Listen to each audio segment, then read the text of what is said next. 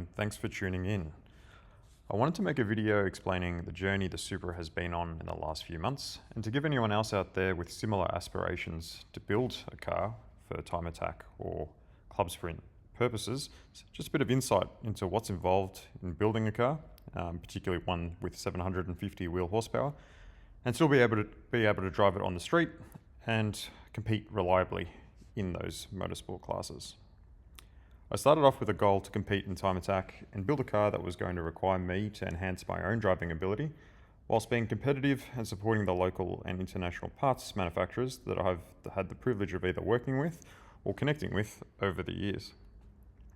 To keep the build within a set budget and to limit those overall costs, I decided to compete in tuner and prod sprint classes this year for World Time Attack and ATA respectively.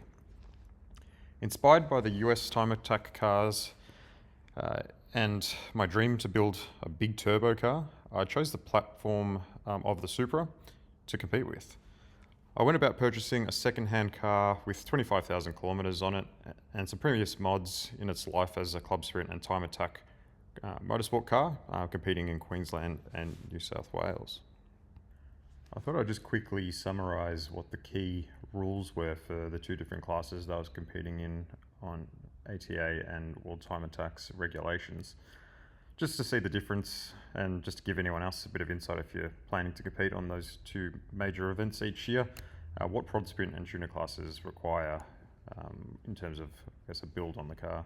So from the engine perspective on turbocharged cars, all bolt-ons are allowed, but the motor must stay as factory for ATA, but internals can be changed for World Time Attack purposes.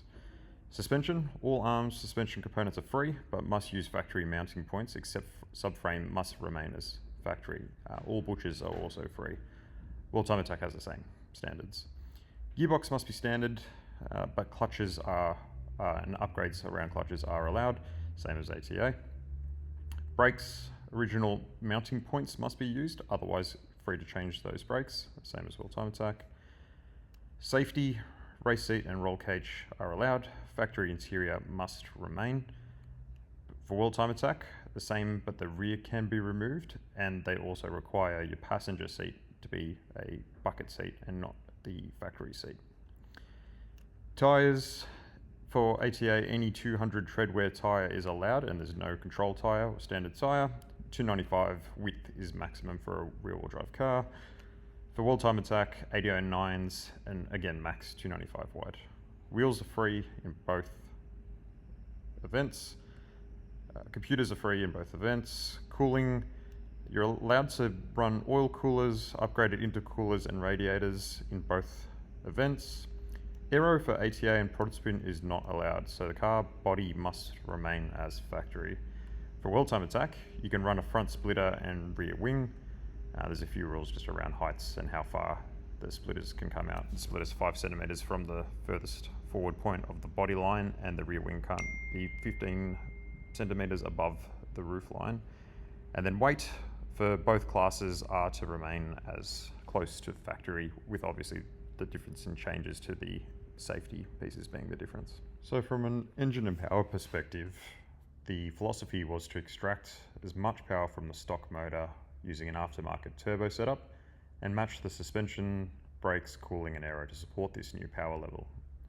So the power options that we had were leave it as a stage 2 car, which is how I acquired the car originally, and add port injection and E85 to max out the stock turbo to about 550 wheel horsepower. That was the lowest cost option. The mid-cost option that I explored was running a hybrid turbo, and then the final one was running a full aftermarket turbo on a custom exhaust manifold, which obviously brings the highest cost with all the new pieces that you require to support it. I ended up choosing option 3. I went with the TurboSmart 6466 water-cooled turbocharger and an external OEM electronic actuator using a 50mm straight gate from TurboSmart. Why?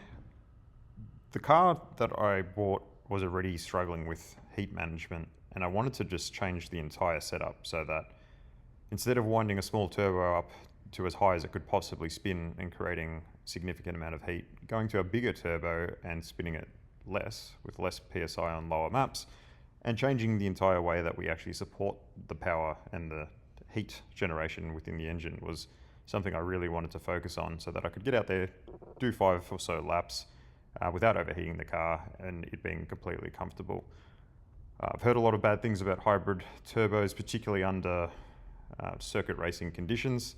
The large wheels on the small shafts within the hybrid turbos themselves can be a bit of a weak point and can create quite a bit of heat. There's plenty of people at the moment in the US running that setup with many success stories out there. I was looking for more reliability and something I could do once, do it properly, get the power that I wanted out of the car as well, and do that reliably. So cooling options were quite extensive, and I guess the benefit of jumping on the Supra platform 5 years after it was first released and allowing many other people to do the R&D for me were the cooling options are now quite well considered, and there's certain items that are no-brainers in terms of keeping the car cool and keeping the car reliable under intense time attack or circuit style conditions. So cooling options I had were choose an intake manifold that will remain cool and support port injection, choose a cooling kit that will help manage temperatures, and then consider changing the water cooling kit to a partial oil cooling kit with the Verus oil cooler. I chose all options. The car already came with PWR heat exchangers that replaced all the factory heat exchangers.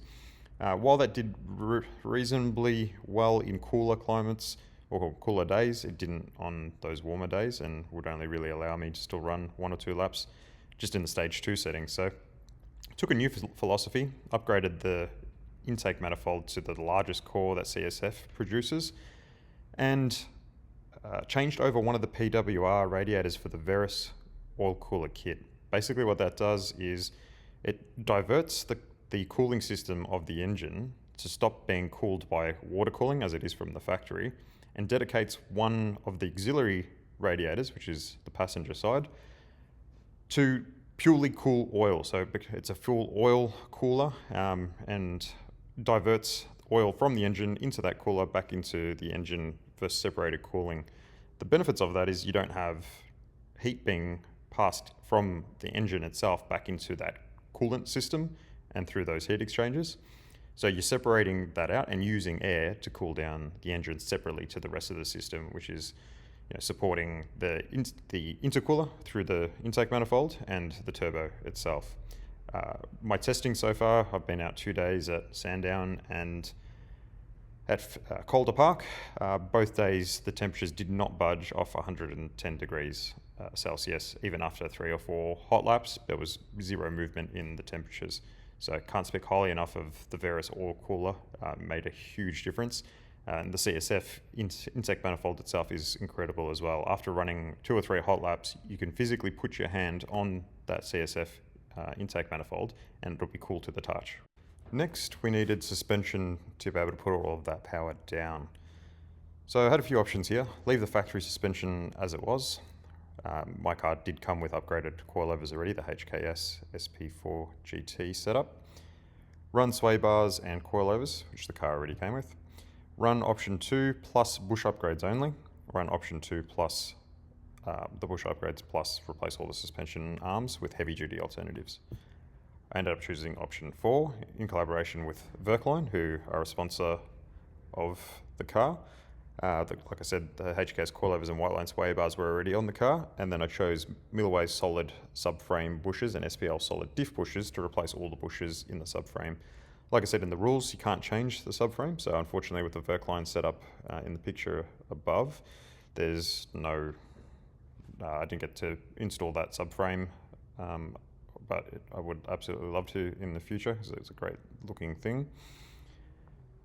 And in the future, I may upgrade the coilovers themselves. At the moment, they're okay with the aero setup, and on potentially on higher speed tracks, they may start to not be ideal for the amount of power and speed that I'm running. After that, we have brakes. So I decided to change the front brakes to a big brake kit by Alcon. So specifically, I went for the Car 89 and 380mm disc size setup. So it's a 6-piston setup. I've chosen just to run Serco M127 pads for the front. And I'm still waiting on EBC RPX rear pads for the rear at the moment. I'll be running Intima RRs on the rear for ATA in June. The reason for the setup is Alcon's had a fairly long-standing history with time attack cars, and they're also a connection of ours through some of the people in my network, and we're able to provide a great deal on this particular package. So we fitted that up to the front, and we'll be leaving the rear calipers as factory, just with upgraded and as aggressive a pad as I can possibly run to try and balance out that new aggressiveness of the front, big brake kit, and try and find some brake balance using pads to try and balance that out. For aero options, like I said, for ATA, you can't run anything. The body must be stock. So unfortunately, the car did come with the UCW wing from Verus Engineering, and I have purchased the high downforce front splitter from Verus Engineering as well, purely because they were both designed to complement each other. The car already had the rear wing, and I thought it was far easier to complement that with their own splitter at the front because it's been CFD tested and aero balanced from Verus Engineering. However, I can't run that for ATA, so those will sadly sit on the sidelines for that event. Ultimately, I don't believe that with the power that we're going to be making and the speeds that we'll be doing, particularly at Eastern Creek for World Time Attack, that the aero is ideal for this type of setup and the power that the car's going to make. However, it is pretty much the minimum that you would want to run on a 750 wheel horsepower car, and will do the job in creating downforce and being usable around the track, despite probably not being ideal and of course wanting more at that power level. Some basic safety options. The car came with Sparco QRTR seats for the passenger and the drivers. However, the compliance plates on those two seats were from 2019, so they'll be running out in terms of being compliant for racing without extension in the next 6 to 12 months. I took that as an opportunity to upgrade the front driver's seat to the new Matrix model, which has just come out recently, and it meets the newest safety guidelines. Something that I really wanted in a car that had this much power and was this fast was head restraint on the seat. And something that had better containment. So the new rules for seats are far stricter around containment and are, by virtue of that, far safer. The brackets, you can see, are fairly heavy duty and apparently are able to withstand impacts with up to 42 Gs, which is quite considerable. So safety was a very important thing to me, particularly doing the speeds that I'll be doing, and as I'm still learning to go fast as a driver, I wanted to make sure that I was fully protected and that I had the best equipment around me to make sure that that was the case. The car already came with a half cage by AGI, so that's already been fitted. And in terms of other safety equipment, obviously a fire extinguisher and the basics are also in the car with a 6-point harness, and I'll be using a Hans device on my helmet. In terms of the transmission, the rules are quite strict around changes to the factory gearbox. The only thing that is allowed is clutch upgrades. That was perfect for what I was looking for. To handle 750 wheel horsepower in the Supra, you need to upgrade your clutches, so it's just adding a few clutch packs into the gearbox. Another sponsor jumped on board for this one, a group called Dodson out of New Zealand, and they've provided those clutch packs for my gearbox. So that's been upgraded so that you can safely handle the additional power. The stock and factory gearbox doesn't hold up in 5th and 6th gear. It slips out of those particular gears with the additional torque that this new power and turbocharger setup makes. And finally, next possible steps. I've also bought some track spec louvers for the hood bonnet, depending on where you are. I haven't yet fitted them. ATA doesn't allow you to run them because they consider those aero parts, even though they were purchased, at least from my perspective, for cooling. Like I said, the cooling management has been fantastic on this car, and I haven't seen the need to run these just yet. I think as a precautionary measure and just allowing heat to escape from the engine bay as quickly as possible, it's it makes sense to fit these to your car. It's just the more heat that you can allow escape from the car as quickly as possible is always going to be a good thing. Given that I'm competing in winter for ATA and they don't allow these particular upgrades, I'll be running the car as it is and just monitoring it, obviously popping the bonnet between sessions just to make sure the heat escapes. But like I said, so far it hasn't been an issue, so it'll be something that may come in the future. I haven't quite decided 100% on whether those are going to go in or not. Other things were the oil pump on my particular motor has the plastic internals, which have been known to go bad on the B58s. So in the future, I may be upgrading to the new oil pump, which comes with full metal internals. I'll just be watching and just gauging whether the oil pump's doing its thing properly on a consistent basis. There's quite a few telltale signs if it's going to let go, so I'm just going to monitor that. Then there's other things like drive shafts and axles on obviously the stock power stage 2 are fine. With the upgraded power and torque that my car's going to be putting out, there's a chance that those can break or wear prematurely. Those will be replaced if needed and when needed. The other part would be more aero.